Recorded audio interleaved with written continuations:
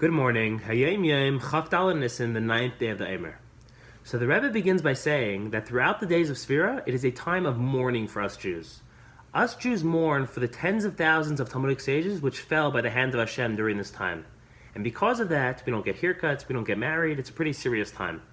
The Rebbe says that additionally, we should not make the Shehechianu blessing over new fruits or the like. And the reason is because the Shehechianu blessing is where we convey our joyful gratitude to Hashem for giving us whatever we just got. And this time period is not a time for excessive displays of joy. Then the Rebbe says something fascinating. He says that every single person, no matter who you are, has a certain element of irredeemable darkness and evil within your soul.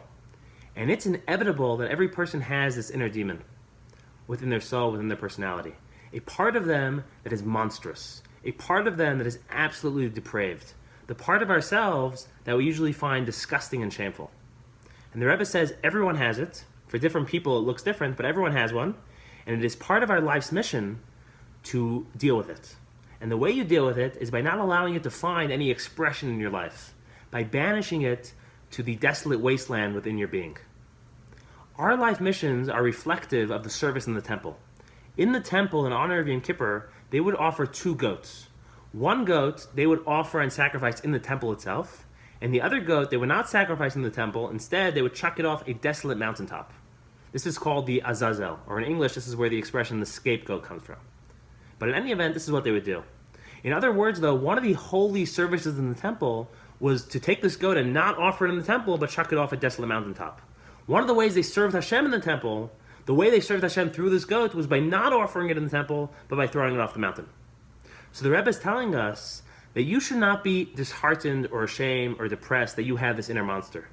You have to recognize and realize that part of the way you serve Hashem, part of your life's mission, part of your holy life's mission, is to have an inner monster, but to not allow it to find expression.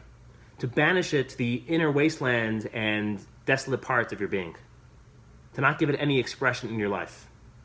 And if you recognize you have one, if you've identified your monster, you're already way ahead of most people. So that's the Hayom Yom.